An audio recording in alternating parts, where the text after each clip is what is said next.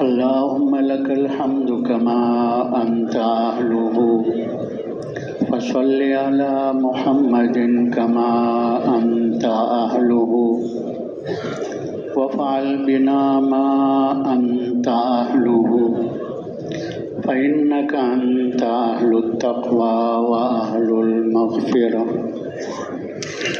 يا رب صل وسلم دائما أبدا على حبيبك خير الخلق كلهم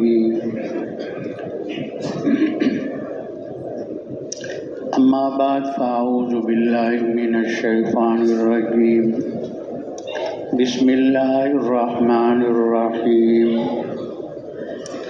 والعصر إن الإنسان لفي خسر إلا الذين آمنوا وعملوا الصالحات وتواصوا بالحق وتواصوا بالصبر وقال الله سبحانه وتعالى كنتم خير أمة أخرجت للناس تأمرون بالمعروف وتنهون عن المنكر وتؤمنون بالله وقال الله سبحانه وتعالى والذين جاهدوا فينا لنهدينهم سبلنا وإن الله لمع المحسنين وقال النبي صلى الله عليه وسلم من تمسك بسنتي عند فساد أمتي فله أجر شهيد وفي رواية فله أجر 100 شهيد وقال النبي صلى الله عليه وسلم من جعل الهموم هما واحدا هم آخرته كفاه الله هم الدنيا وفي رواية كفاه الله هم الدنيا وهم الآخرة وقال النبي صلى الله عليه وسلم بلغوا عني ولو آية وقال النبي صلى الله عليه وسلم لغدوة في سبيل الله أو روحة خير من الدنيا وما فيها أو كما قال عليه الصلاة والسلام۔ قابل احترام دوستوں، بزرگوں، بھائیوں، اللہ رب العزت نے انسانوں کی دونوں جہانوں کی کامیابی اپنے پورے دین پر چلنے میں رکھی ہے۔ انسانوں کی کامیابی کو اللہ رب العزت نے نہ ملک کے ساتھ جوڑا ہے، نہ مال کے ساتھ جوڑا ہے، اور نہ ہی دنیا کے اس پھیلے ہوئے ساز و سامان کے ساتھ جوڑا ہے، بلکہ اللہ رب العزت نے انسانوں کی دونوں جہانوں کی کامیابی کو اپنے پورے دین کے ساتھ جوڑا ہے۔ ہر زمانے میں جو انسان کامیاب ہوئے ہیں وہ دین اسلام کی برکت سے ہی کامیاب ہوئے ہیں، اور آئندہ بھی جو انسان کامیاب ہوں گے وہ بھی دین اسلام ہی کی برکت سے کامیاب ہوں گے۔ گزشتہ زمانے میں جو انسان بھی ناکام ہو کر گئے ہیں، ان کی جو ناکامی کا سبب بنا کہ انہوں نے اللہ کے دین کو چھوڑا اور اپنی جی چاہی اور من چاہی پر چلے، تو اللہ نے ان کو دنیا اور آخرت میں ناکام فرمایا، اور یہی اللہ کی سنت جاریہ قیامت تک کے لیے کہ آئندہ زمانے میں جو انسان جس حیثیت کا ہوگا، اگر اللہ کے دین کو چھوڑ کر اپنی جی چائی اور منچائی پہ چلے گا، تو جیسے اللہ رب العزت نے پہلوں کو ناکام کیا تھا، ایسی اللہ رب العزت ان بعد والوں کو بھی ناکام فرمائیں گے۔ تو کامیابی کا جو راستہ ہے وہ اللہ کا دین ہے۔ اسی بات کو سمجھانے کے لیے اس امت کے سامنے اللہ رب العزت نے گزشتہ قوموں کے واقعات کو ذکر فرمایا، جس میں ملک والے بھی گزرے ہیں، مال والے بھی گزرے ہیں، یہ دنیا کے نقشے جو ہیں وہ ان کے پاس تھے، لیکن دین ان کی زندگی میں نہیں تھا، تو اللہ نے ان کو دنیا اور آخرت میں ناکام فرما دیا۔ اللہ رب العزت نے نوح علیہ السلام اور اس کی قوم کا واقعہ قرآن پاک میں کئی جگہ بیان فرمایا۔ نوح علیہ السلام کو اللہ پاک نے قوم کی طرف بھیجا، اور نوح علیہ السلام نے اپنی قوم کو اللہ کی طرف، اللہ کے دین کی طرف، آخرت کی طرف بلایا، لیکن قوم نوح علیہ السلام کی بات کو نہ مانی۔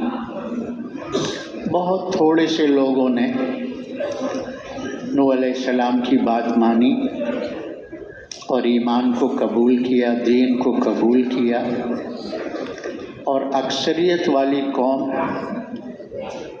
انہوں نے نبی کی دعوت کو ٹھکرا دیا۔ پھر کیا ہوا کہ اللہ تبارک و تعالیٰ نے دین والوں کو کامیاب کیا اور بے دینوں کو اللہ نے ناکام کیا۔ وہ جو 80-82 تھے ایمان والے، دین پر چلنے والے، نوح علیہ السلام کی دعوت کو قبول کرنے والے، اللہ نے ان کو کشتی میں حفاظت سے رکھا، اور جو اکثریت والی قوم تھی، اللہ نے طوفان، آسمان سے بھی پانی برسایا، زمین سے بھی پانی نکالا، دونوں پانی مل گئے، ساری قوم کو اللہ نے ہلاک و برباد کر دیا، حتیٰ کہ نوح علیہ السلام کا بیٹا بھی ایک اس میں غرق ہو گیا، نوح علیہ السلام کی ایک بیوی بھی اس میں غرق ہو گئی، کیونکہ اللہ پاک حسب نسب کو نہیں دیکھتے کہ نبی کا بیٹا ہے، نبی کی بیوی ہے۔ اللہ تبارک و تعالیٰ تو انسان کے دل کے یقین کو دیکھتے ہیں اور بدن سے نکلنے والے اعمال کو دیکھتے ہیں۔ اللہ کے یہاں حسب نسب نہیں چلتا۔ تو اللہ نے اس اکثریت والی قوم کو جو دنیا کے نقشے اپنے ہاتھ میں لیے چل رہے تھے، نبی کی بات کو نہیں مانا، دین پر نہ آئے، اللہ نے ان کو صفحہ ہستی سے ہی مٹا دیا، اللہ نے ان کی جڑیں ہی کاٹ دی، اور یہ ایمان والے، دین والے، جب پانی زمین سے خشک ہو گیا، کشتی زمین پہ لگ گئی، اللہ نے انہیں 80-82 مسلمانوں سے اس روئے زمین کو دوبارہ آباد کر دیا ہے، بنی آدم کی اولاد سے۔ اس لیے نوح علیہ السلام کو آدم ثانی بھی کہتے ہیں۔ اللہ نے ابراہیم علیہ السلام کا واقعہ ذکر کیا ہے۔ ابراہیم علیہ السلام کو ملک والے کے بادشاہ کے مقابلے میں بھیجا تھا۔ نمرود ساری دنیا کا بادشاہ تھا، اور وہ اس گھمنڈ میں خدائی کا دعویٰ کر بیٹھا کہ میں بڑا رب ہوں۔ تو اللہ نے ابراہیم علیہ السلام کو نمرود کی طرف، اس کے قوم کی طرف بھیجا، اور ابراہیم علیہ السلام نے ان کو اللہ کی طرف، اللہ کے دین کی طرف، آخرت کی طرف بلایا۔ تو نہ نمرود مانا، نہ نمرود کی قوم مانی۔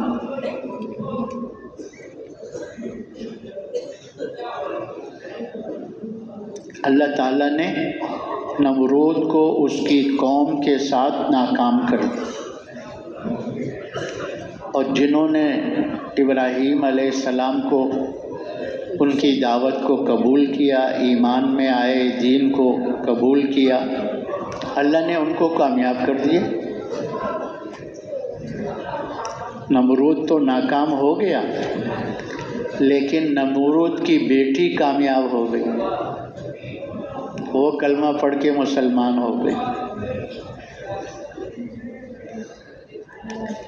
حتیٰ کہ ابراہیم علیہ السلام کے والدین بھی نمرود کے ساتھ تھے۔ تو جیسے نمرود اور قوم ناکام ہوئی، تو ابراہیم علیہ السلام کے والدین بھی ان کے ساتھ ناکام ہو کر چلے گئے۔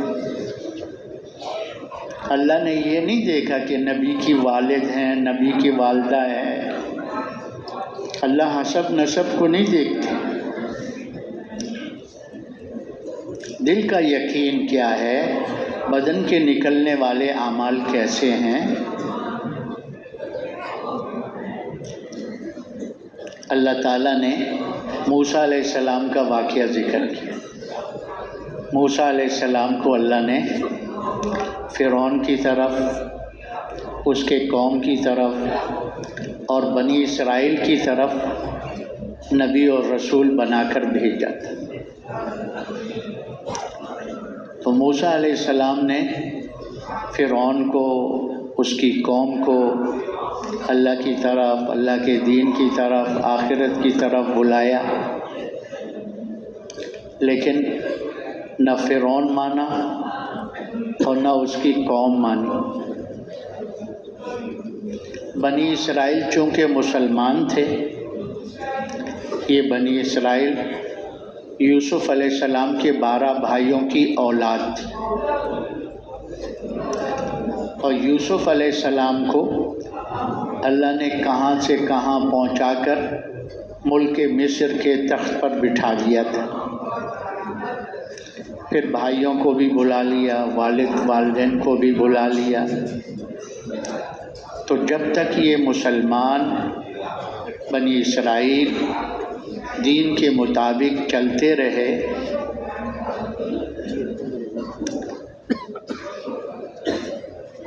اللہ نے ان کو عزت سے نوازا، لیکن جب انہوں نے دین والا راستہ چھوڑا اور اپنی جیچائی اور منچائی پہ چل پڑے، اللہ کی نافرمانی کر بیٹھے، اللہ کی حکم عدولی کر بیٹھے، منکرات میں مشغول ہو گئے، تو اللہ تبارک و تعالیٰ نے ان سے ملک مصر کی حکومت کو چھین کر فرعون کو ان پر اور فرعون کی قوم کو ان پر مسلط کر دیا۔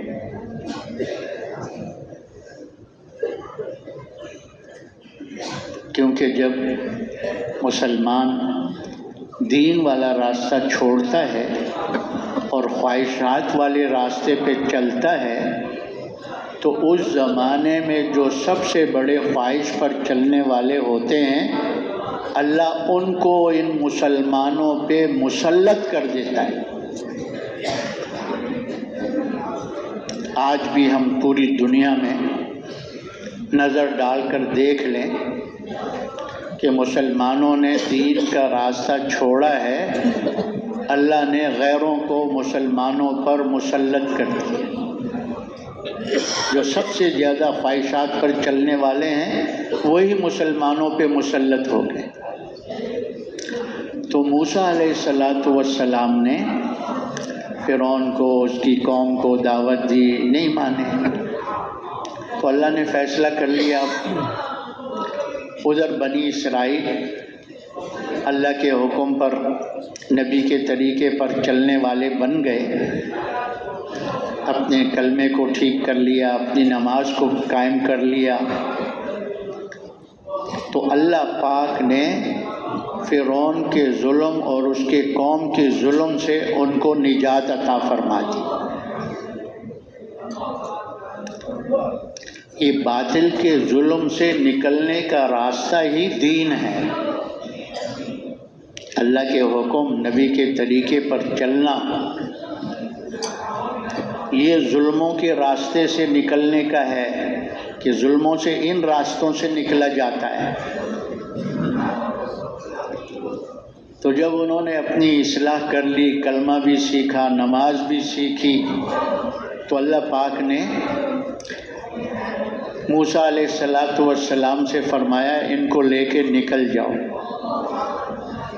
اور یہ فرعون اور اس کی قوم پیچھا کریں گے، بس اب ہم نے ان کے لیے فیصلہ کر دیا ہے۔ تو اللہ نے موسیٰ علیہ السلام کو بحر کلزم میں سے راستہ دے دیا، بنی اسرائیل پار ہو گئے، اور انہی راستوں پر فرعون چلا، اس کی قوم چلی، فوج چلی۔ اللہ نے فرعون اور اس کی قوم کو اسی سمندر میں غرق کر دیا۔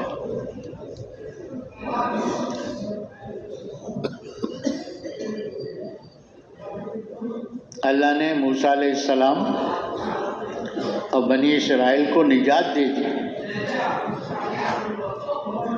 اور فرعون کو اور اس کی قوم کو اللہ نے غرق کر دیا۔ تو دین کی برکت سے ہی کامیابی ملی۔ دین کے چھوڑنے کی وجہ سے ظلموں میں پھنسے۔ اللہ نے دوبارہ ان کو ملک مصر بھی دے دیا، ان کے محلات، فرعون کے باغات، محلات، فرعون کی قوم کی ساری چیزیں اللہ نے ان کو دے دی۔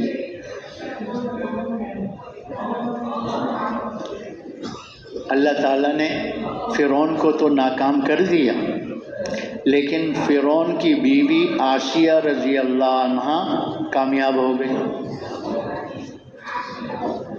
کہ وہ موسیٰ علیہ السلام پر ایمان لے آئی۔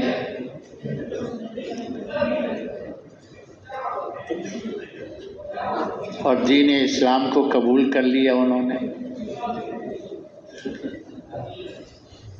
اور اس کی وجہ سے فرعون کے مظالم کو برداشت کیا۔ فرعون نے محل کی آرام کی زندگی سے نکال کر اس کو جیل کی کوٹھڑی میں ڈال دیا تھا، اور مشقت بڑھاتے رہے کہ موسیٰ علیہ السلام پر جو تم ایمان لائی ہو اس سے انکار کرو۔ تو فرعون کہتا تھا انا ربکم الاعلی، تم موسیٰ کے رب پر ایمان لائی، بڑا رب تو نعوذ باللہ میں ہوں۔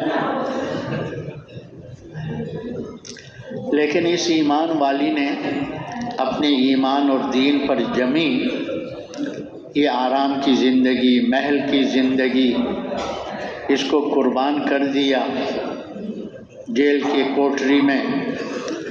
اور پھر وہ مشہور تھا میخوں والا،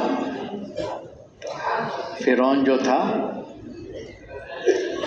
وہ میخیں گڑوا دیتا تھا، اور جب ان کو یہ سزا دے رہا تھا تو آسیہ رضی اللہ عنہا نے اللہ سے دعا کی کہ اللہ مجھے اس فرعون اور ظالم قوم کے ظلم سے نجات عطا فرما، اور مجھے میرا گھر جنت میں دکھا۔ اس حال میں اللہ پاک نے ان کی جنت کو ان کے آنکھوں کے سامنے کر دی.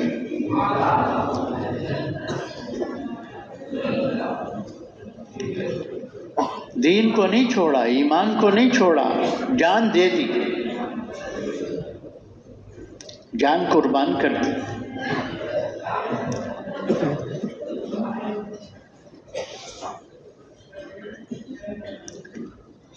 اللہ تعالیٰ نے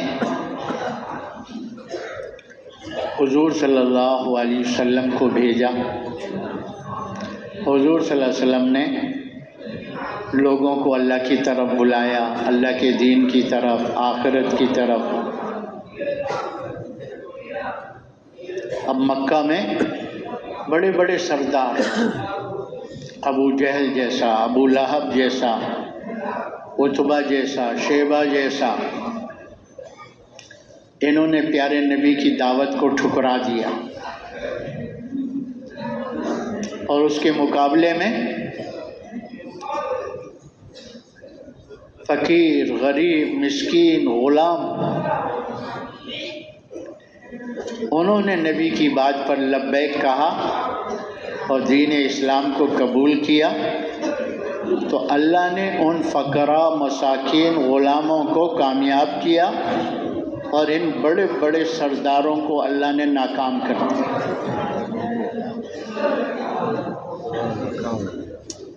جی ہاں، بلال رضی اللہ عنہ غلام تھے، اور اس ایمان اور دین پر ان کے ساتھ کیا کیا نہیں کیا، کیا کیا ظلم برداشت کرتے رہے. لیکن اللہ نے کیسی عزت دی کہ حضور صلی اللہ علیہ وسلم کے مؤذن مقرر ہوئے، اور سفر اور حضر میں اذان کی خدمت ان کے ذمے لگی. جی ہاں، جب مکہ فتح ہوا تو اللہ تعالیٰ نبی صلی اللہ علیہ وسلم نے نماز کے وقت پر بلال رضی اللہ عنہ سے فرمایا، یہ کعبے کی چھت پر کھڑے ہو کر اذان دو. کعبے کی چھت پر کھڑے.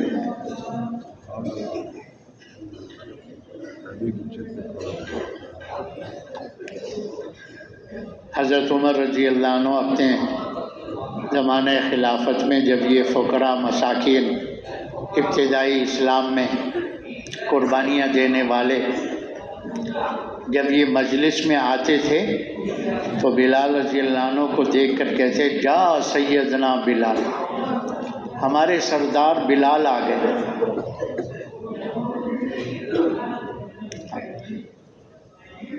اور جو بڑے بڑے لوگ آگے بیٹھے بھی ہوتے تھے ان کو پیچھے کرتے جاتے تھے. ان کو فقراء، مساکین، غلام جو ابتدائی اسلام میں، ان کو آگے کرتے رہتے، آگے آ جائیے، آگے آ جائیے. حضور صلی اللہ علیہ وسلم نے بلال رضی اللہ عنہ سے پوچھا نا کہ جنت میں تم میرے آگے آگے چل رہے تھے، تمہارے چپلوں کی آواز آ رہی تھی، کیا عمل کرتے ہو جنت میں؟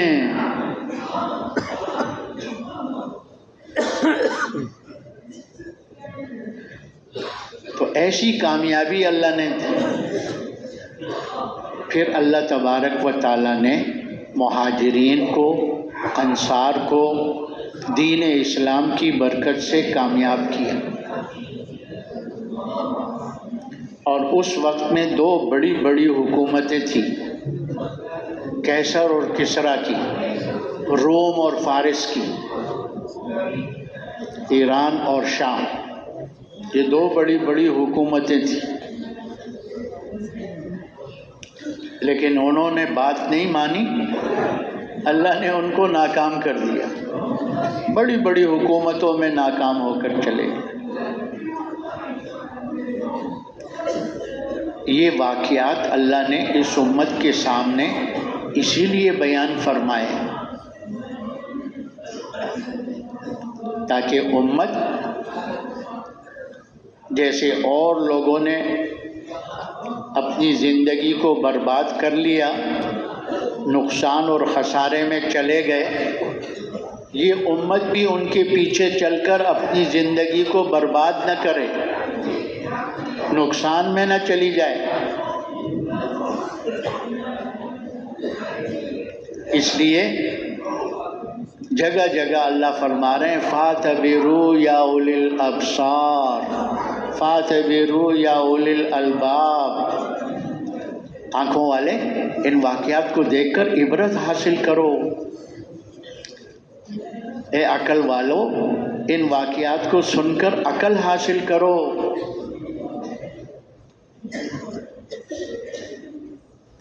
ملک و مال، چیزوں سامان میں کامیابی نہیں ہے، اگر ہوتی تو یہ ناکام نہ ہوتے۔ کامیابی اللہ کے احکامات کو پیارے نبی کے طریقے سے پورا کرنے میں ہے۔ اسی بات کو اللہ نے قرآن پاک میں بیان فرمایا، من عمل صالحا من ذکر او انثی وهو مؤمن فلنحيينه حياة طيبة ولنجزينهم أجرهم بأحسن ما كانوا يعملون۔ اللہ پاک فرما رہے ہیں جو نیک عمل کرے، چاہے مرد ہے چاہے عورت ہے، بشرطے کہ ایمان والا ہو، ہم اس کو دنیا میں طیب زندگی دیں گے، پاکیزہ زندگی، اور مرنے کے بعد بڑے بڑے انعامات دیں گے۔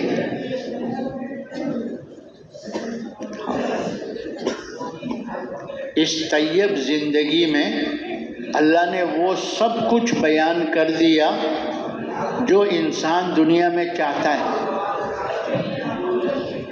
ہر انسان کی چاہت کیا ہے؟ مجھے عزت مل جائے، مجھے چین مل جائے، مجھے سکون مل جائے، مجھے اطمینان اور راحت کی زندگی مل جائے۔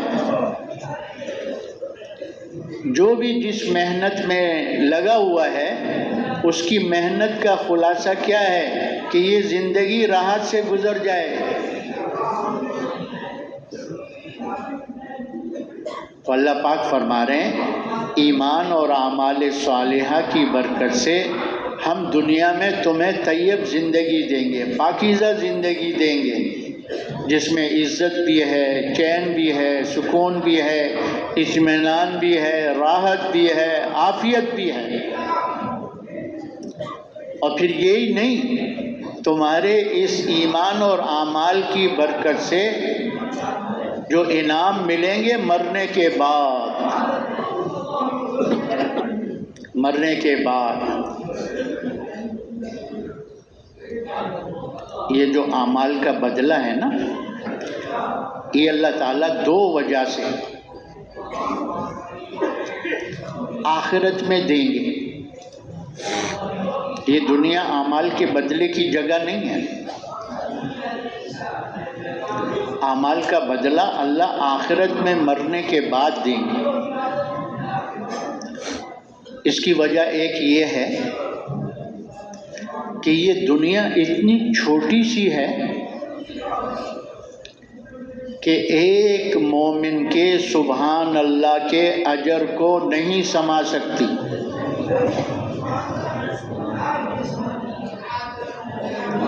جب مومن بندہ سبحان اللہ کہتا ہے تو جنت میں ایک درخت لگ جاتا ہے،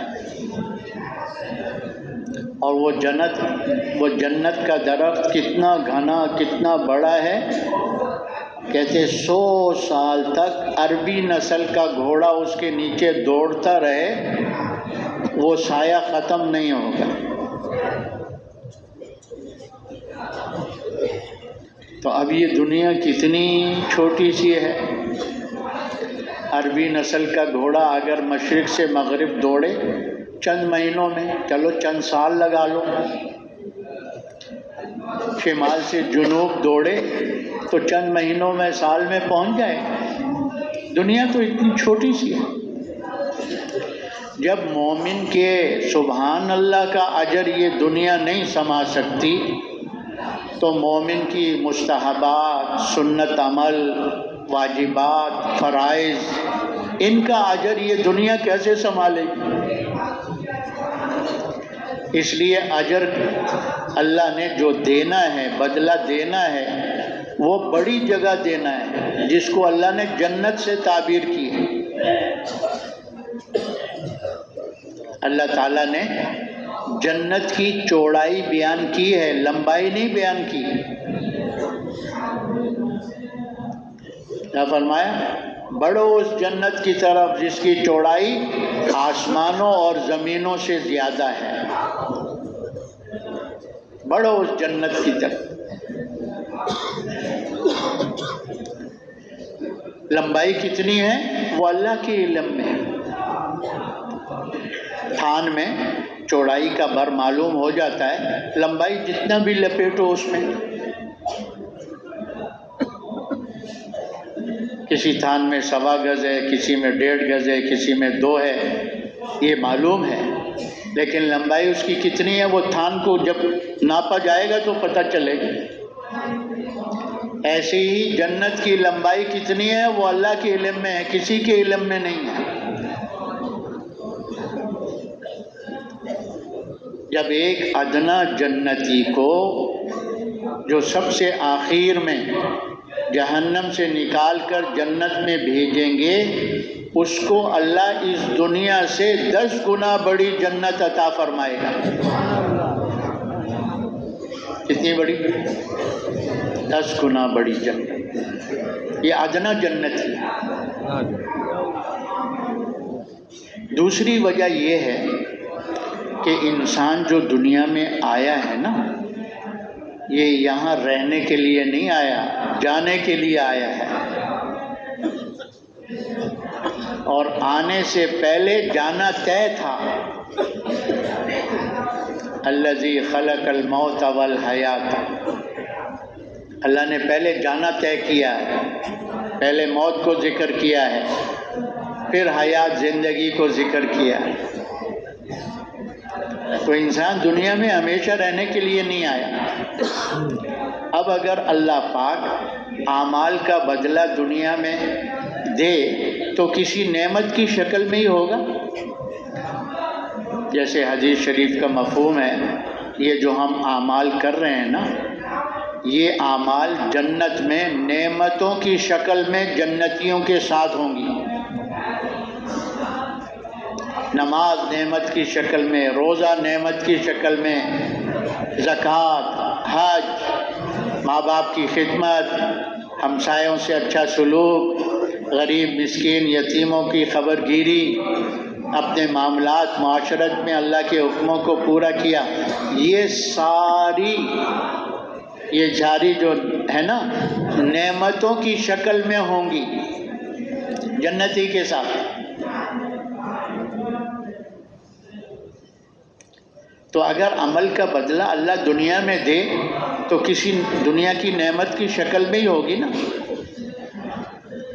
اب وہ بدلہ یہاں مل گیا، لیکن انہوں نے جانا ہے قبر میں۔ کیوں بھائی؟ انسان نے کہاں جانا ہے؟ قبر میں جانا ہے۔ تو جب یہ چلا گیا تو دنیا کی کوئی چیز اس کے ساتھ قبر میں جائے گی؟ بولو بولو۔ ارے جیسے ماں کے پیٹ سے خالی ہاتھ آیا تھا، ایسی قبر کے پیٹ میں خالی ہاتھ جائے گا۔ یہ جو کفن پہناتے ہیں یہ تو مسلمان کے اکرام کے طور پر ہے۔ قبر میں جائیں گے تو منکر نکیر سوال کرنے سے پہلے یہ دنیا کا کفن بھی اتار دیں گے۔ ہاں، تو اب وہ قبر میں پہنچ گیا، نعمت پیچھے رہ گئی۔ تو اللہ نے ایسی جگہ دینے کا وعدہ فرمایا ہے جہاں انسان نے ہمیشہ رہنا ہے، جہاں مسلمان نے، مومن نے ہمیشہ رہنا ہے۔ کہاں رہنا ہے ہمیشہ؟ بولو کہاں رہنا ہے؟ جنت میں۔ تو اللہ ایمان اور اعمال صالحہ دین کی برکت سے دنیا میں طیب زندگی دیں گے اور آخرت میں بڑے بڑے انعامات، اور وہ انعامات انسان دنیا میں اس کا تصور بھی نہیں کر سکتا۔ حضور صلی اللہ علیہ وسلم کی حدیث کا مفہوم ہے جنت کی نعمتوں کے بارے میں، ما لا عین رأت ولا اذن سمعت ولا خطر علی قلب بشر۔ اللہ نے ایسی جنت میں نعمتیں اپنے ماننے والے، اپنی ماننے والیوں کے لیے بنائے ہیں کہ کسی آنکھ نے دیکھی نہیں ہے، کسی کان نے سنے نہیں ہیں، کسی کے دل میں خیال بھی نہیں گزرا۔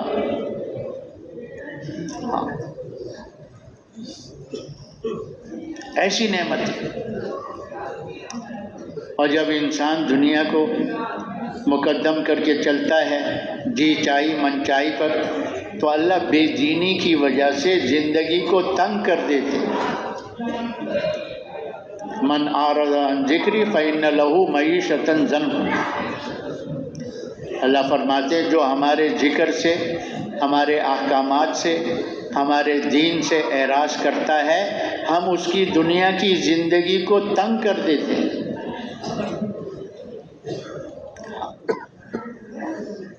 اور فرمایا قیامت کے دن اس کو اندھا اٹھائیں گے اور وہ کہے گا یا اللہ میں دنیا میں آنکھوں والا تھا، آج مجھے اندھوں میں کیوں کھڑا کرتے؟ تو اللہ پاک فرمائیں گے ہمارے احکامات آئے، ہماری آیتیں آئیں اور تم آنکھیں بند کر کے گزر گئے، دیکھا بھی نہیں کہ اللہ کا کیا حکم ہے، تو دنیا میں اندھے بن کر چل رہے تھے، اس لیے آج اندھوں کے ساتھ تمہیں کھڑا کر دیا۔ اور جب اللہ بے دینی کی وجہ سے زندگی کو تنگ کرتا ہے نا، تو آدمی کے پاس یہ دنیا کے جو نقشے بھی ہوں، کبھی بھی وہ راحت والی زندگی نہیں گزار سکے گا۔ آج آپ دیکھ لو لوگوں کو، گھر بھرے میں پریشان ہیں، بڑی کرسی پر ہے پریشان ہے، بڑے بینک بیلنس ہے لیکن پریشان ہے۔ کیوں پریشان ہے؟ اللہ نے زندگی کو تنگ کر دیا، اور پھر اس کی تنگی قبر میں، حشر میں، پلسرات پر، اور ہمیشہ کی تنگی کی جگہ جہنم۔ اللہ نے نافرمانوں کے لیے جہنم بنائی، اور وہاں کی تکلیف، وہاں کی مصیبت۔ ہاں، دنیا میں آدمی اس کا جیسے جنت کی نعمتوں کا تصور نہیں کر سکتا، ایسے جہنم کی تکلیفوں کا بھی دنیا میں آدمی تصور بھی نہیں کر سکتا۔ کہتے جہنم کی آگ اس دنیا کی آگ سے 70 درجے تیز ہے، 70 گنا تیز ہے۔ جیسے ایک جہنمی کو جہنم سے نکال کر اس دنیا کی آگ میں ڈال دیا جائے نا، اسے نیند آ جائے گی۔ اب بتاؤ ہم میں سے کوئی آگ کا انگارہ اپنے ہاتھ پہ رکھ سکتا ہے؟ ایک چنگاری نہیں برداشت کر سکتا، اور جہنمی اس دنیا کی آگ میں سو جائے گا تو وہ آگ کتنی تیز ہوگی؟ وہاں کی بھوک، وہاں کی پیاس۔ کہتے ایک جہنمی کی بھوک پیاس کا مقابلہ، ساری مخلوق کی بھوک پیاس کو جمع کرو، ایک جہنمی کی بھوک پیاس کا مقابلہ نہیں ہو سکتا۔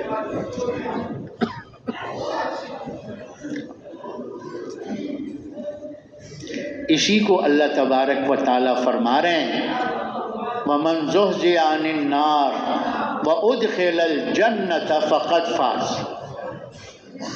قیامت کے دن جو جہنم سے بچا لیا گیا اور جنت میں داخل کر دیا گیا، بس یہی انسان کامیاب ہو گیا، یہ انسان کامیاب ہو گیا۔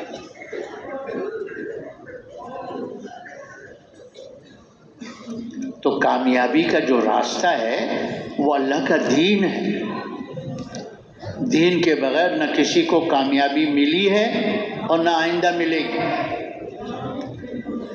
جس کو بھی کامیابی ملی ہے دین کی برکت سے ملی ہے، اور آئندہ جس کو بھی ملے گی اس کو بولو بولو بولو دین کی برکت سے ملے گی۔ ہاں، اب انسان دین کے مطابق زندگی گزارنے والا بن جائے، اللہ کے احکامات کو اپنے پیارے نبی کے طریقے پر پورا کرنے والا بن جائے۔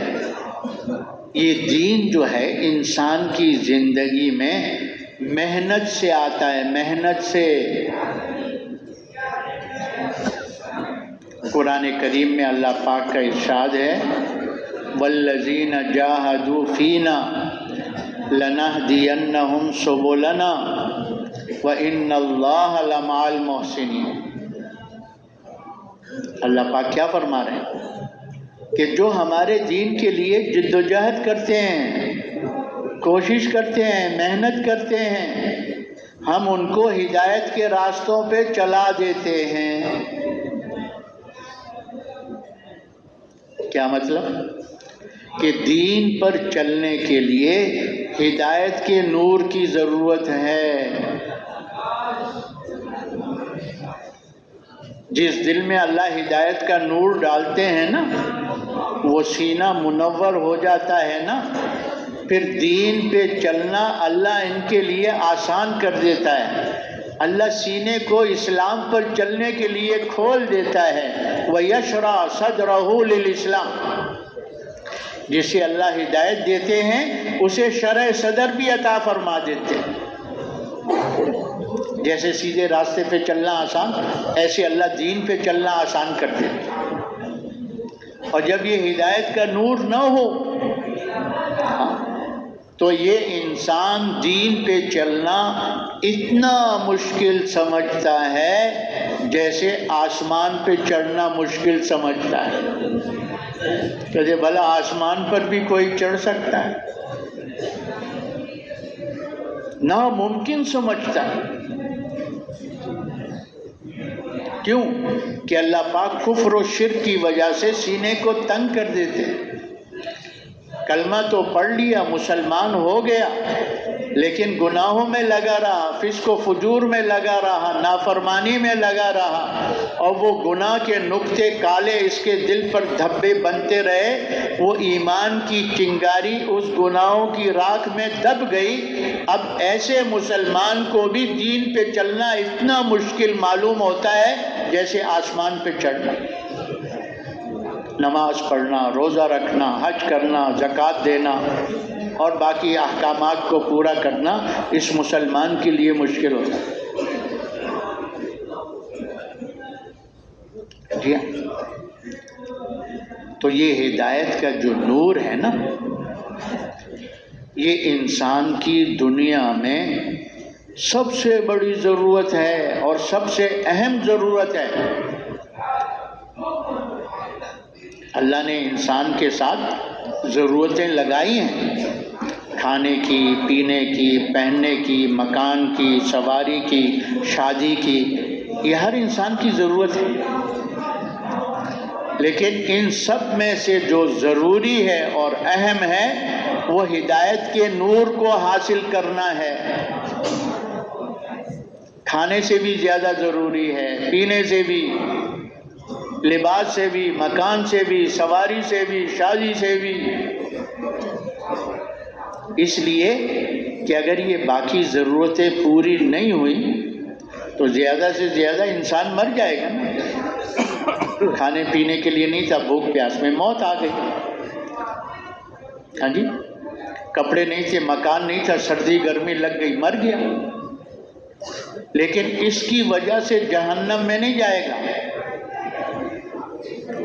لیکن اگر ہدایت کے ملے بغیر یہ چلا گیا دنیا سے تو سیدھا کہاں جائے گا؟ بولو سیدھا کہاں جائے گا؟ جہنم میں جائے گا۔ تو ہدایت انسان کی سب سے بڑی اور سب سے اہم ضرورت ہے دنیا میں۔ اسی لیے اللہ نے اس کے مانگنے کو بھی فرض قرار دیا ہے۔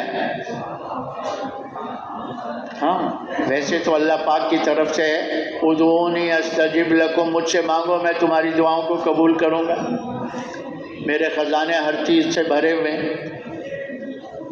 لیکن ہدایت کے مانگنے کو اہتمام سے، ہاں کہ آؤ نماز پڑھو۔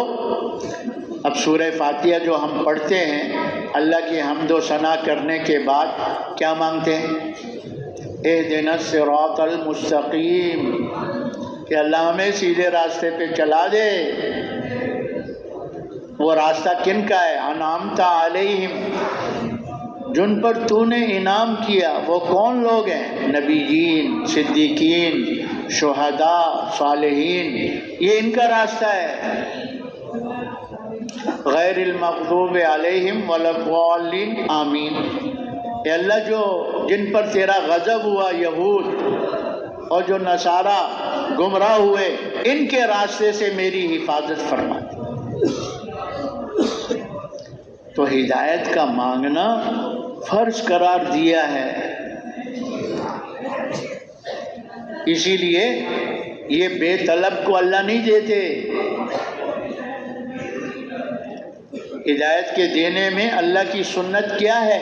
وَيَهْدِي إِلَيْهِ مَن يُنِيبُ وَيَهْدِي إِلَيْهِ مَنْ أَنَابَ۔ جب رجوع کرتا ہے، ہاں پھر اللہ پاک یہ بڑی نعمت ہدایت کی، نور کی عطا فرماتے ہیں۔ اور جو مستغنی ہے اس کو کوئی طلب ہی نہیں، اللہ بے طلب کے سر پر نہیں تھوپیں گے۔ یہ کوئی معمولی نعمت نہیں ہے کہ ہر کسے نہ کسے، اللہ قادر ہے جسے چاہے دے دے۔ لیکن اللہ کی سنت کیا ہے؟ جب تک کہ انسان کے دل کا رخ اللہ کی طرف نہیں پھرے گا، رجوع اللہ نہیں کرے گا، اس وقت تک اس کے دل میں ہدایت کا نور نہیں ڈلے گا۔ اور جب ہدایت کا نور ہی نہیں ہوگا تو پھر دین پر کیا چلے گا؟ اور جب دین پر نہیں چلے گا تو دنیا اور آخرت میں خسارے میں ہوگا، دنیا اور آخرت میں نقصان میں ہوگا۔ تو اللہ تبارک و تعالیٰ نے اس ہدایت کی محنت کے لیے ہر زمانے میں نبیوں اور رسولوں کو بھیجا۔ کن کو بھیجا؟ ہاں جب قومیں گمراہ ہو جاتی اللہ ان میں نبی اور رسول بھیجتے تھے، اور نبی اور رسول آ کر دعوت کی محنت کرتے تھے۔ دعوت اللہ، دعوت اللہ کیا ہے؟ دعوت الی دین اللہ، دعوت الی الآخرہ۔ ہاں تو جب نبی آ کر دعوت دیتے تھے اور اپنی دعوت میں شروع میں 3 نفی اس بات کرتے تھے تاکہ طلب پیدا ہو اور رجوع الی اللہ بڑھے، تاکہ اللہ پاک ان کو ہدایت کا نور دے دے۔ تو سارے نبیوں کی دعوت میں سب سے پہلی نفی اس بات کیا ہوتی تھی؟ لا الہ الا اللہ۔ ہاں کہ مخلوق سے اللہ کے ارادے کے بغیر کچھ نہیں ہوتا، اور اللہ پاک اپنے کرنے میں کسی مخلوق کے محتاج نہیں ہے۔ پہلے نبی چونکہ قوموں کے لیے آتے تھے نا، ان کی دعوت میں کیا تھا؟ یا قوم اعبدوا اللہ ما لکم من الہ غیرہ، اے میری قوم اللہ کی بندگی کرو، کیا دین والی زندگی اختیار کرو۔ کیوں؟ اس لیے کہ کاموں کے بنانے والا ایک اکیلا اللہ ہے، کارساز۔ کارساز کون ہے؟ اللہ ہے۔ تو ہر نبی آ کر اللہ کی بڑائی، اللہ کی عظمت، اللہ کی طاقت و قدرت اس کو بیان کرتے تھے، اللہ سے ہونے کو کہتے تھے، اللہ کے غیر سے نہ ہونے کو کہتے تھے، تاکہ انسان کے دل کا رخ جو اللہ کے غیر کی طرف ہوا ہے، یہ رخ صحیح ہو کر اللہ کی طرف ہو جائے۔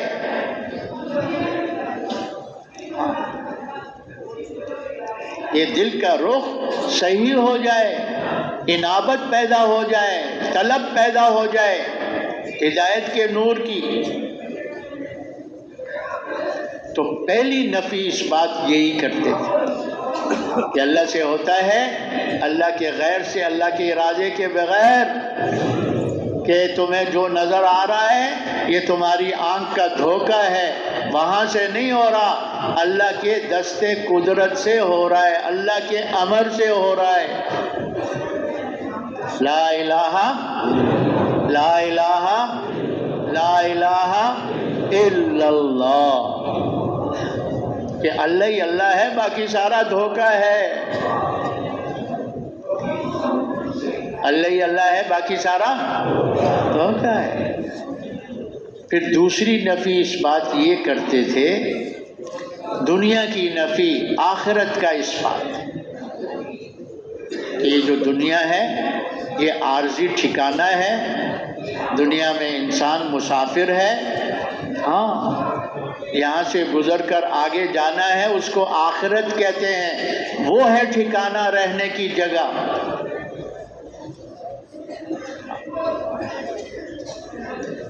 کہ اس دنیا میں مسافر ہے انسان،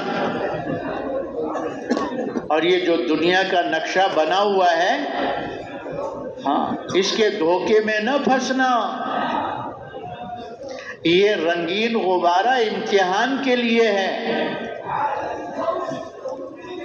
یہ رنگین غبارہ کس لیے ہے؟ امتحان کے لیے ہے۔ اس لیے دنیا کے بن کر نہیں چلنا، آخرت کے بن کر چلنا،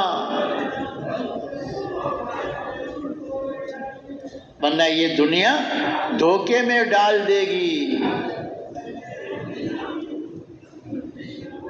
ہاں، اور واقعی یہ دنیا کی چکا چوند، یہ رنگ برنگی انسان کو دھوکے میں ڈال دیتی ہے۔ انسان آخرت سے غافل ہو جاتا ہے۔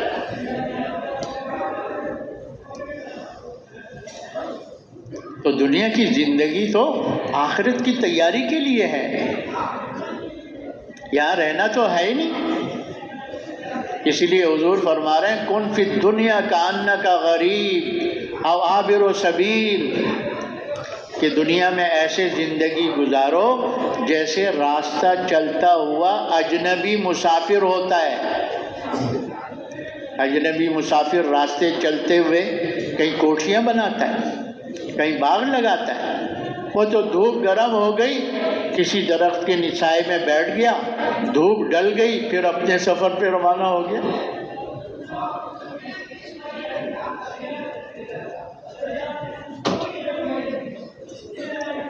تو یہ دنیا کے دھوکے سے نکلے انسان۔ نبی آ کر اس کے فنا ہونے کو بتاتے تھے کہ کل اس میں سے کچھ بھی نہیں تھا، کل پڑی ہوئی مٹی تھی، اللہ نے اپنے امر سے اس پڑی ہوئی مٹی کو کھڑی کر دیا، آج کھڑی ہوئی ہے، اور ایک وقت آئے گا دوبارہ پڑی ہو جائے گی۔ دوبارہ کیا ہو جائے گی؟ جیسے پہلے کچھ نہیں تھا ایسے بعد میں بھی کچھ نہیں رہے گا۔ اس لیے اس کے دھوکے میں نہ آنا دنیا کے۔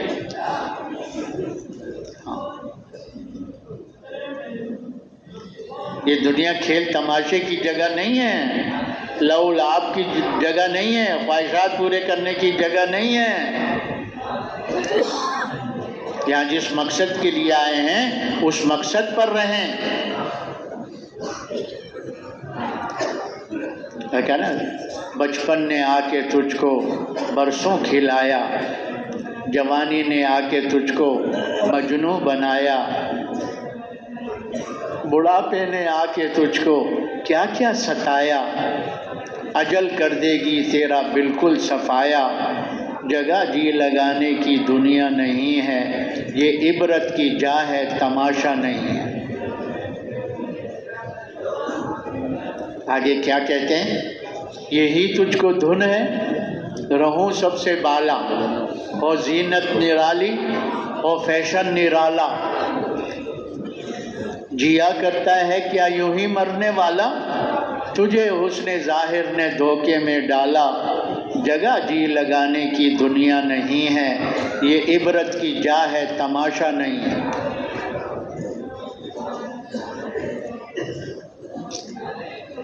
دنیا کے دھوکے میں نہ رہیں۔ نبی آ کر اس دھوکے سے نکالتے تھے، آخرت کو بیان کر کے کہ موت ہے، قبر ہے، حشر ہے، جنت ہے، دوزخ ہے۔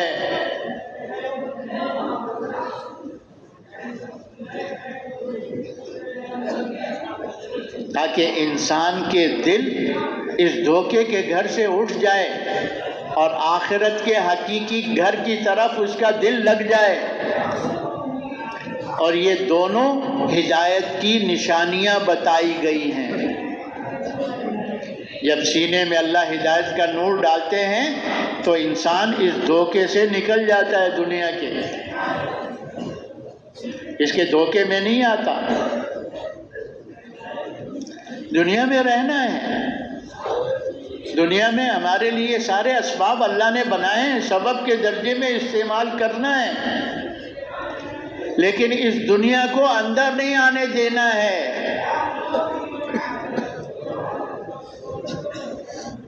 دنیا میں ہم نے یہ سب اسباب اللہ نے بنائے ہیں، سب استعمال کرنے ہیں ہم نے اللہ کے حکم، پیارے نبی کے طریقے سے، لیکن دنیا کو اندر نہیں آنے دینا۔ حضور صلی اللہ علیہ وسلم کی حدیث کا مفہوم ہے، ہاں، ساری خطاؤں کی جڑ جو ہے وہ دنیا کی محبت ہے۔ ساری خطاؤں کی جڑ کیا ہے بھائی؟ حب الدنیا راس کل خطیت۔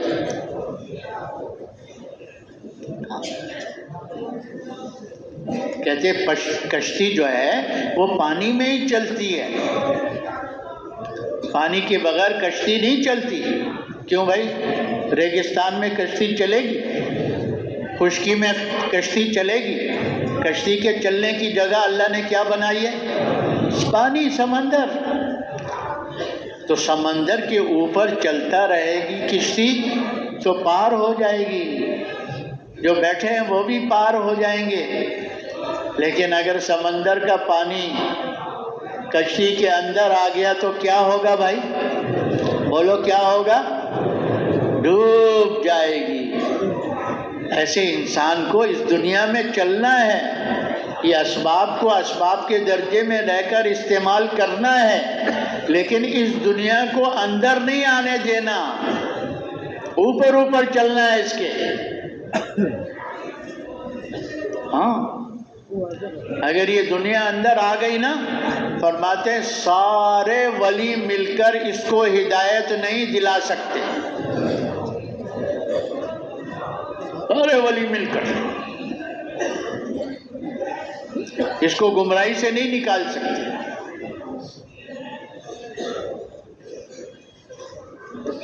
تو یہ نفی اس بات کرتے تھے تاکہ دھوکے کے گھر سے انسان کا دل اٹھ جائے، حقیقی آخرت کے گھر کی طرف دل لگ جائے۔ اور یہ دونوں نشانیاں ہدایت کے نور کی ہیں۔ جب ہدایت کا نور آتا ہے نا تو پھر آدمی دنیا سے جی نہیں لگاتا، آخرت سے جی لگاتا ہے۔ دنیا میں روکی سوکی کھا کر آخرت کی تیاری میں لگتا ہے،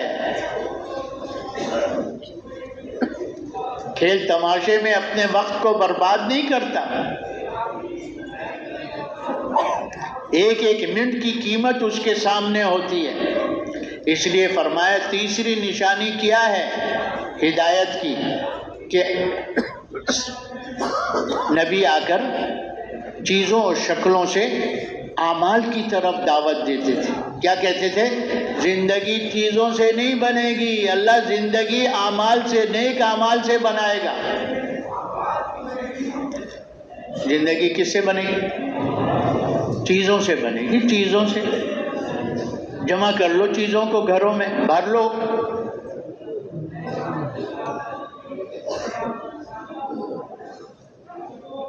آج آپ دیکھ لینا، اعمال کی طرف دوڑ ہو رہی ہے یا چیزوں کی طرف دوڑ ہو رہی ہے؟ اور نبی کہتے تھے نہیں نہیں، یہ چیزوں کی طرف تمہارا دوڑنا، تم دھوکے میں ہو، نکلو اس دھوکے سے. نہ پہلوں کی زندگی بنی ہے نہ بعد والوں کی بنے گی. جس کی بھی زندگی بنی ہے نیک اعمال سے اللہ نے بنائی ہے، آئندہ جس کی بھی بنے گی اس کی بھی نیک اعمال سے بنے گی. اس لیے جب یہ دھوکے سے دنیا کے نکل کر آخرت کے اس کے ساتھ چلتا ہے تو پھر آخرت کی تیاری کرتا ہے، دین پہ چلتا ہے، اللہ کے حکموں کو پورا کرتا ہے، پیارے نبی کے طریقے سے اس کے طریقے پر زندگی گزارتا ہے. ہاں، تو نبی آ کر ان تین نفی اثبات کے ذریعے سے انسان کے دل کے رخ کو مخلوق سے خالق کی طرف، دنیا سے آخرت کی طرف اور چیزوں سامان سے اعمال کی طرف پھیرنے کی محنت کرتے تھے. اور جب ہدایت کا نور مل جاتا پھر اللہ پاک دین پہ چلنا آسان کر دیتے، ایسے جیسے سیدھے راستے پہ چلنا آسان ہے. اور جب وہ دین پر چلتے اللہ اپنے وعدوں کو پورا کرتا ہے، دنیا میں طیب زندگی اور آخرت میں بڑے بڑے انعامات، بڑے بڑے انعامات. ہاں، تو نبی چلے جاتے، حق کی دعوت رک جاتی اور شیطان کی باطل دعوت چلتی رہتی ہے. اور شیطان انسان کا بڑا اور کھلا دشمن ہے، عدو مبین. اللہ نے فرمایا اس سے دوستی نہ کرنا، اس کو اپنا دشمن ہی رکھنا،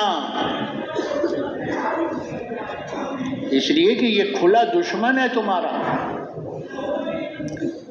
اب شیطان اسی قوم پر محنت کر رہا ہے جو ہدایت پر ہیں، دین پر ہیں. اب نبی چلے گئے، حق کی دعوت رک گئی، شیطان نے وہ چکر دیا، وہ چکر دیا، وہ چکر دیا، دین رہ گیا. جین چائی من چائی پہ چل پڑے، گمراہ ہو گئے.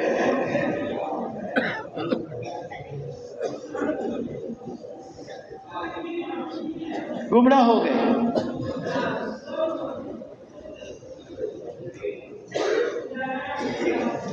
اور شیطان بھی انہی تینوں نفی اثبات کے ذریعے سے آدمی کو گمراہ کرتا ہے.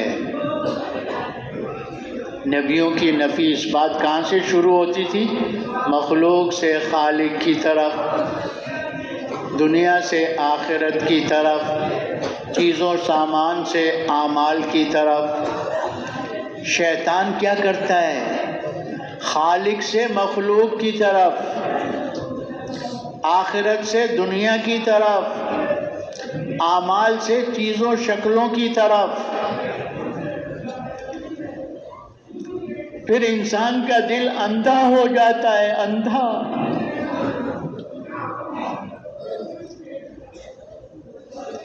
اللہ پاک فرماتے ہیں نا، ان کی آنکھیں اندھی نہیں ہیں، ان کے دل اندھے ہوئے، کہ ان کو اللہ نظر نہیں آ رہا، ان کو آخرت نظر نہیں آ رہی، یہ اندھے ہیں.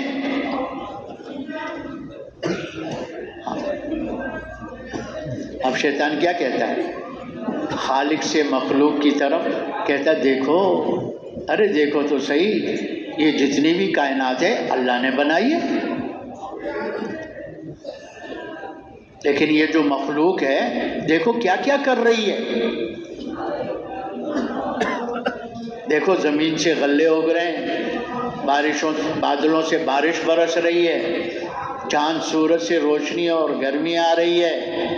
ہاں یہ دیکھو چھری کاٹ رہی ہے، پانی ڈبو رہا ہے، ہاں آگ جلا رہی ہے. دیکھو نا مخلوق کر رہی ہے نا مخلوق.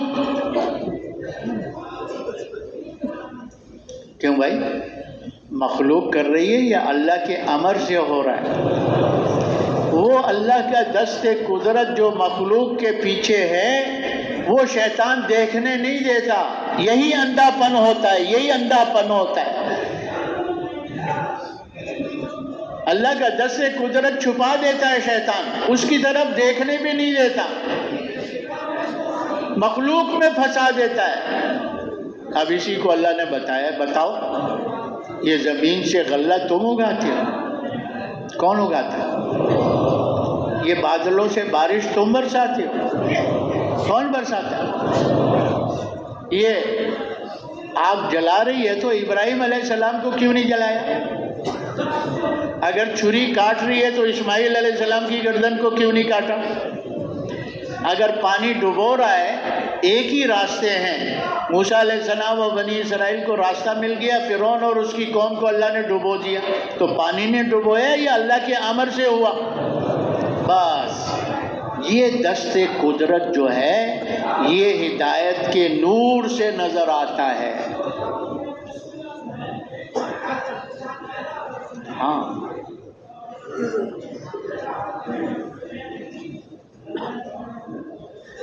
دوسری نفی اس بات کیا کرتا ہے؟ آخرت سے دنیا کی طرف. کیا کہتا ہے؟ یہی دنیا ہے، مر گئے، قبر میں چلے گئے، مٹی ہو گئے، معاملہ ختم ہو گیا. آخرت کس نے دیکھی ہے؟ یہی دنیا ہے، جو کچھ کرنا ہے کر لے. اور جب انسان آخرت کو بھول جائے نا اور دنیا اس کے سامنے ہو نا، پھر مستیاں کرے گا دنیا میں، جیسے آج ہو رہا ہے، ہر زمانے میں ہوا ہے.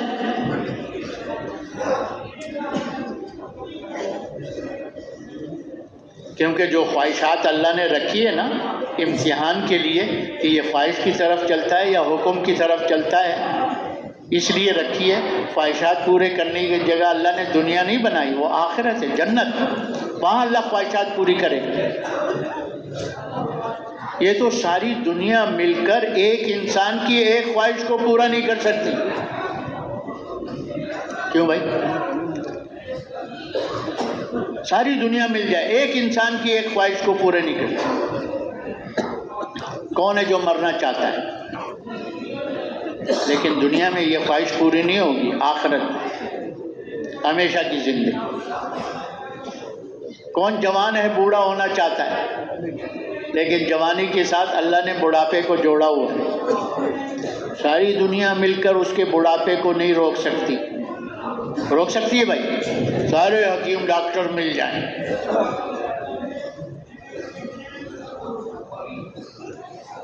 ہاں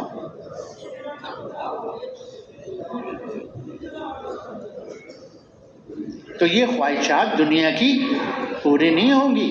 لیکن جب شیطان اس میں پھنسا دے اور آخرت کو بھلا دے، پھر یہی ہوتا ہے جیسے جب ایک کی خواہش پوری نہیں ہوگی تو پوری قوموں کی خواہشات کیسے پوری ہوں گی؟ آج دنیا میں جو لڑائی ہو رہی ہے کیا ہے؟ میرے قوم کی، میرے علاقے والوں کی، میرے ملک والوں کی خواہشات پوری ہو جائیں. کیسے ہوں گی؟ سونے پہ قبضہ کرو، چاندی پہ قبضہ کرو، پیٹرول پہ قبضہ کرو، ہاں ان پر قبضے کرو تاکہ خواہشات پوری ہو جائیں ہمارے قوم کی.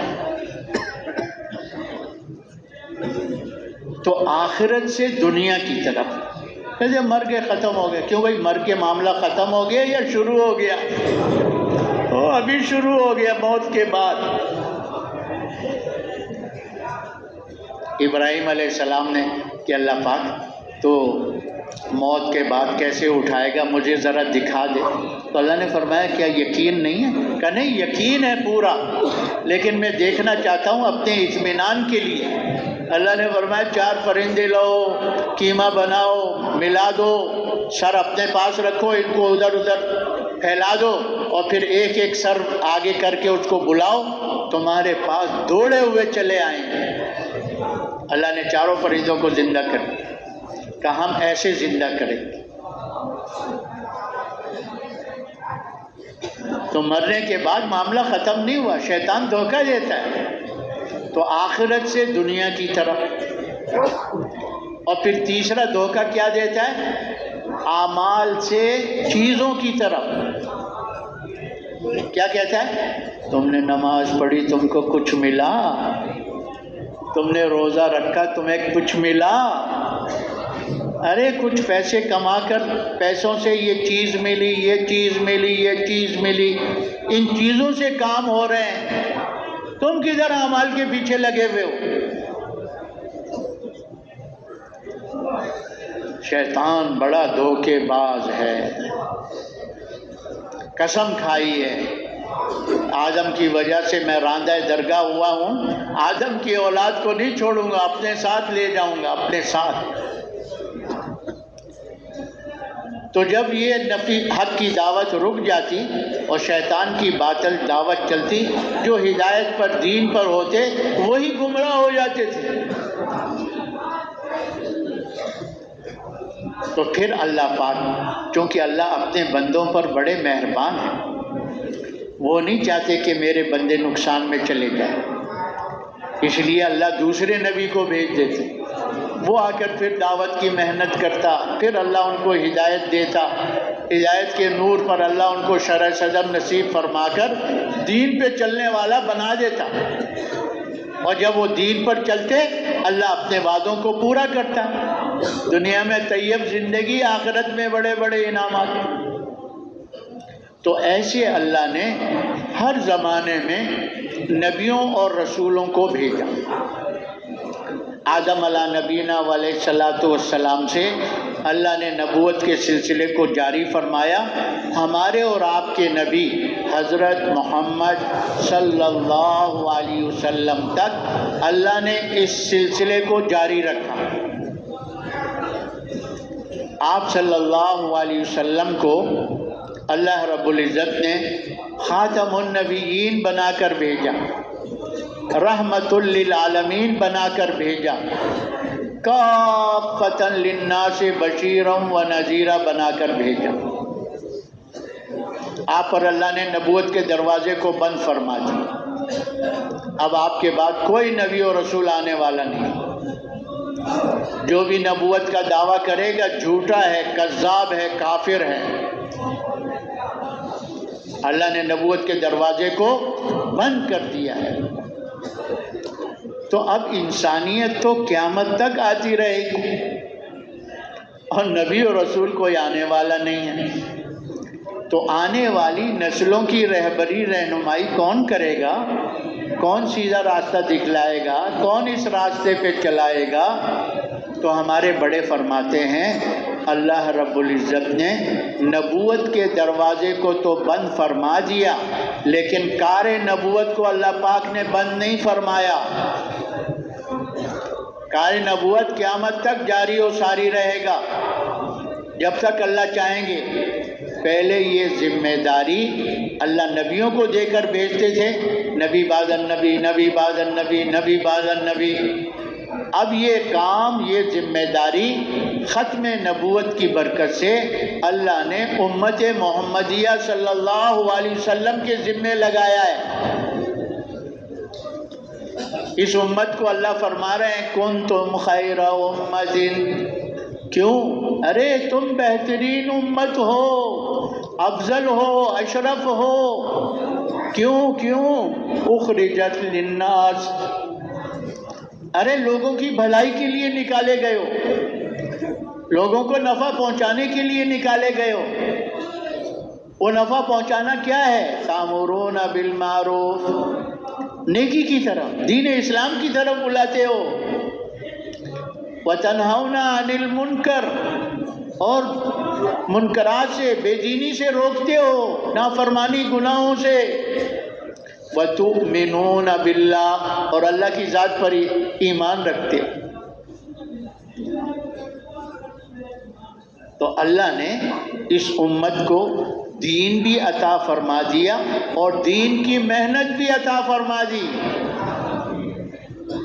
ہاں، پہلی امتوں کو دین کی محنت کے لیے نبیوں کے ذمے ہوتا تھا، ان کے ذمے صرف اتنا ہوتا تھا کہ دین پر چلو، آگے دین کی محنت ان کے ذمے نہیں تھی۔ لیکن ختم نبوت کی برکت سے اللہ نے اس امت کو دین بھی دیا، دین کی محنت بھی دی۔ ہاں، اسی لیے اللہ تبارک و تعالیٰ نے ایک جگہ حضور صلی اللہ علیہ وسلم کو حکم دے کے فرمایا، قُلْ هَٰذِهِ سَبِيلِي أَدْعُو إِلَى اللَّهِ عَلَىٰ بَصِيرَةٍ أَنَا وَمَنِ اتَّبَعَنِي وَسُبْحَانَ اللَّهِ وَمَا أَنَا مِنَ الْمُشْرِكِينَ۔ نبی جی اپنی امت کو بتا دو، هَٰذِهِ سَبِيلِي، یہ میرا راستہ ہے کہ چل پھر کر جا کر لوگوں کو ادعو الی اللہ، اللہ کی طرف بلاتا ہوں، ادعو الی اللہ، ادعو الی دین اللہ، علی بصیرۃ، پورے یقین کے ساتھ میری یہ دعوت ہے کہ کامیابی کا راستہ اللہ کا دین ہے۔ اللہ پاک نے فرمایا آگے بھی ان کو بتاؤ نا، انا ومن اتبعنی، یہ میرا بھی کام ہے، چل پھر کر لوگوں کے پاس جا کر اللہ کی طرف بلانا، اللہ کے دین کی طرف بلانا، اور یہی کام جس نے میرا اتباع کیا اس کا بھی یہی کام ہے کہ لوگوں کے پیچھے جا جا کر، چل چل کر لوگوں کو اللہ کی طرف، اللہ کے دین کی طرف بلائے، اس کا بھی یہی کام ہے۔ صاحب جلالین نے اپنی تفسیر میں لکھا ہے، من اتبعنی اے من آمن بی،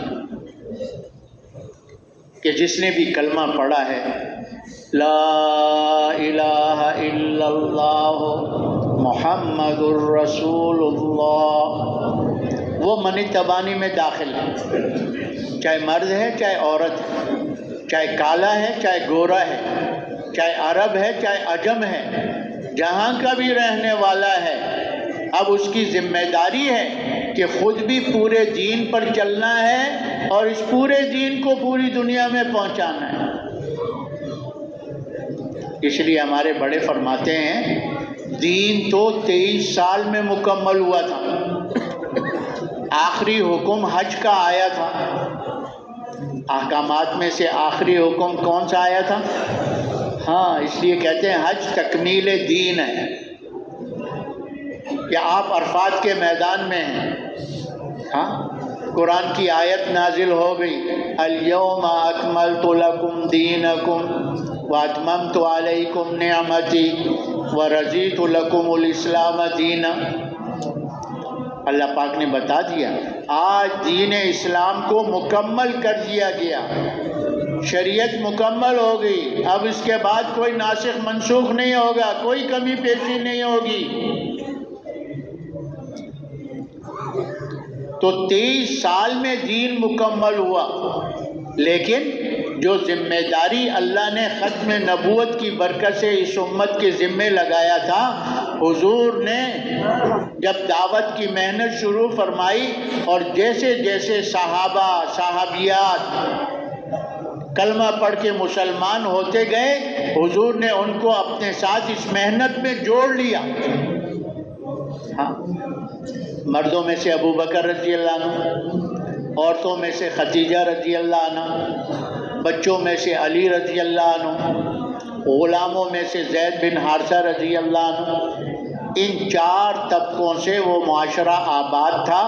حضور نے ان چاروں طبقوں کو اپنے ساتھ اس دعوت کی محنت میں جوڑ لیا اور ان کو بتا دیا انا خاتم النبیین لا نبی بعدی ولا امت بعدکم، کہ میں آخری نبی ہوں، میرے بعد اب کوئی نبی آنے والا نہیں ہے، تم آخری امت ہو، تمہارے بعد اب کوئی امت آنے والی نہیں ہے۔ اس وقت کیا فرمایا کہ میں نے تم تک دین پہنچایا؟ سب نے کہا پہنچایا نہیں، حق بھی ادا کر دیا آپ نے۔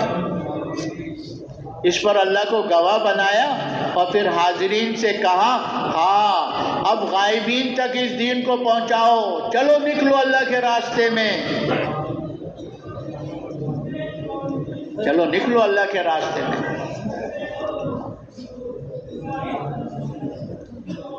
تو وہ محنت، وہ ذمہ داری جو اللہ نبیوں کو دے کر بھیجتے تھے، ختم نبوت کی برکت سے اس امت کے مردوں کے بھی ذمہ ہے، اس امت کی عورتوں کے بھی ذمہ ہے،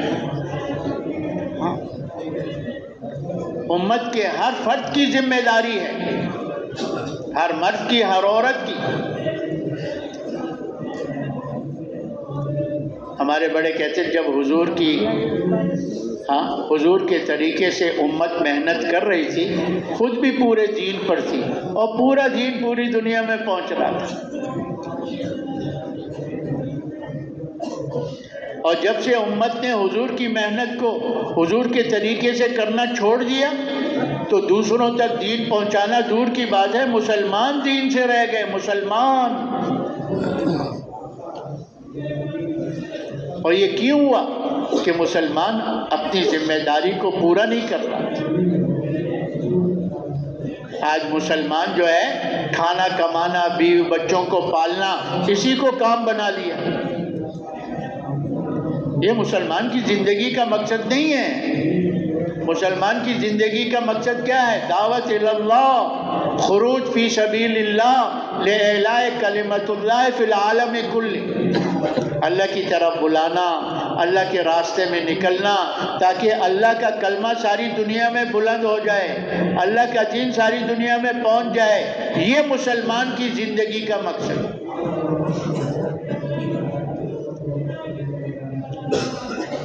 امت کے پہلے طبقے اپنی زندگی کے مقصد کو سمجھ گئے تھے، اس لیے انہوں نے اس کام کو اپنی زندگی کا مقصد بنایا۔ ہاں، اپنے وطن کو چھوڑا، بیوی بچوں کو چھوڑا، اللہ کے راستے میں نکلے اور کریا کریا، بستی بستی، شہر شہر، ملک ملک، اقلیم اقلیم پھر کر اللہ کے پیغام کو، اللہ کے دین کو پہنچائے۔ اور آج مسلمان مقصد کو ہی بھول گیا ہے۔ کسی سے پوچھو کیا کرتے ہو، کہتے ہیں میں تو ڈاکٹر ہوں، میں انجینئر ہوں، میں دکاندار، میں زمیندار، میں کارخانے دار۔ یہ نہیں کہتا میں مسلمان، میں حضور کا امتی اور حضور والا کام میرا کام ہے، کیونکہ یہ محنت چھوٹے ہوئے صدیاں درمیان میں گزر گئیں اور مسلمان اپنی زندگی کے مقصد کو بھول گیا۔ یہ جو اللہ کے راستے میں نکالنا ہے، یہ مسلمان کو اپنے کام پر لانے کے لیے ہے، یہ جد و جہد کو زندہ کرنے کے لیے جد و جہد ہو رہی ہے کہ امت میں حضور کی محنت حضور کے طریقے سے زندہ ہو جائے، تاکہ اللہ پاک انسانیت کے لیے، قیامت تک کے آنے والی نسلوں کے لیے ہدایت کا فیصلہ فرما دے اور یہ انسانیت دین پر چل کر جہنم سے بچ جائے اور جنت میں جانے والی بن جائے۔ یہ محنت اس لیے ہو رہی ہے۔ جب صدیاں گزر گئی، مقصد بھی بھولے ہوئے اور کام کا طریقہ بھی نہیں آتا، اس لیے بڑے کہتے ہیں 4 مہینے لگا کر اس کو سیکھنا ہے۔ دعوت کیسے دینی ہے، تعلیم و تعلم میں کیسے لگنا ہے، ذکر و عبادت میں کیسے لگنا ہے، خدمت کیسے کرنی ہے، یعنی حضور کے طریقے سے لوگوں کے ساتھ کیسے سلوک کرنا ہے۔ ان اعمال کو سیکھنے کے لیے 4 مہینے، یہ نہیں کہ 4 مہینے لگایا کام ختم، نہیں، یہ کام تو مسلمان کی زندگی کا مقصد ہے۔ اس لیے ہمارے بڑے فرماتے ہیں کرتے کرتے مرنا ہے، مرتے مرتے کرتے کرتے اور مرتے مرتے آواز نہیں آ رہی، گلے میں اٹک گئی ہے میرے خیال سے۔ کرتے کرتے مرنا ہے اور مرتے مرتے کرنا ہے۔ ہاں، یہ کام ہماری زندگی کا مقصد ہے، باقی تو ضرورتیں ہیں۔ اس لیے ہماری ساری صلاحیتیں اس پر لگ جائے کہ ہماری جان جائے تو جائے، لیکن اللہ پاک دین کو دنیا میں زندہ فرما دے، دین دنیا میں زندہ ہو جائے، تاکہ حضور صلی اللہ علیہ وسلم کے جو غم اور فکر تھا کہ میرا کوئی امتی جہنم میں نہ جائے، میرا ہر امتی جنت میں جانے والا ہو۔ تو دعوت سے یہ ہدایت کے اعمال کی ماحول بنانا ہے، فضا بنانی ہے، تاکہ وہ باطل ماحول اور باطل فضا ختم ہو جائے۔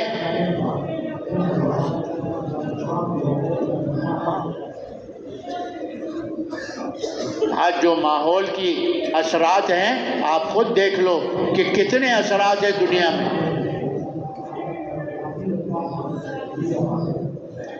اور نبی آ کر اس ماحول کو بدل دیتے تھے، اعمال کا ماحول قائم کرتے تھے، اس کی برکت سے دین اور دین کی محنت آسان ہو جاتی تھی، دین پہ چلنا آسان۔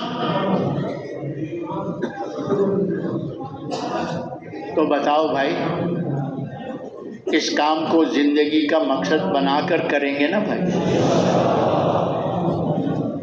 اور کرتے کرتے مریں گے نا، اور مرتے مرتے کریں گے نا۔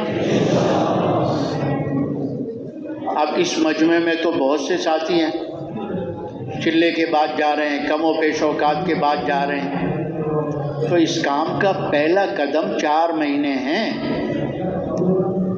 جب پہلا قدم اٹھائیں گے تو اللہ دوسرے قدم اٹھانے کی توفیق عطا فرمائے گا۔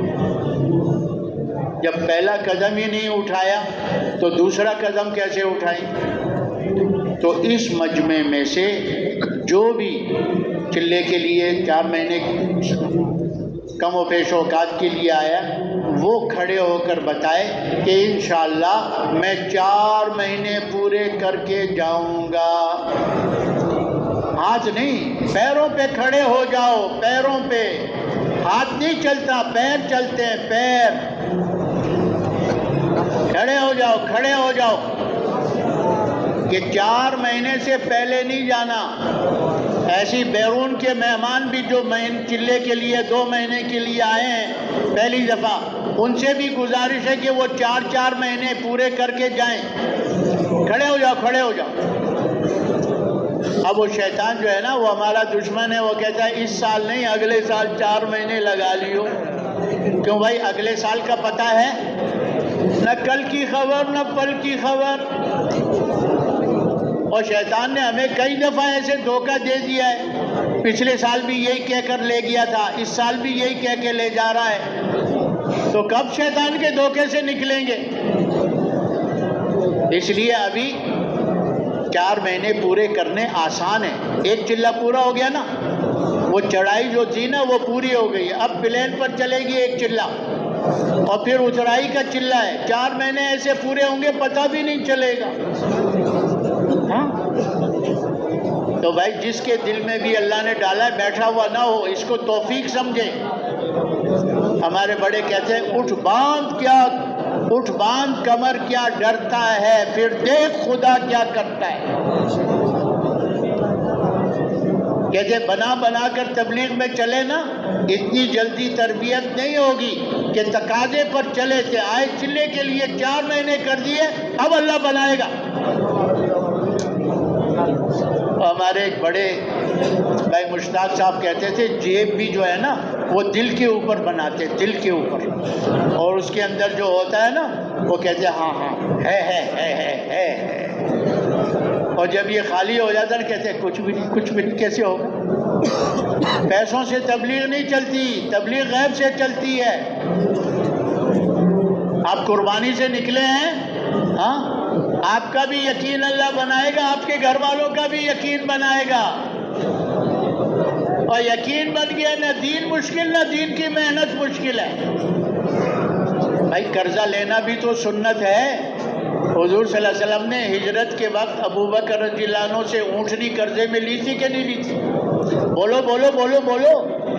قرضہ لینا بھی سنت ہے۔ کہتے جو اس نیت سے قرضہ لے گا کہ بعد میں ادا کر دوں گا تو اللہ پاک اس کو اس وقت تک موت نہیں دیں گے جب تک کہ اس کا قرضہ ادا نہ ہو جائے۔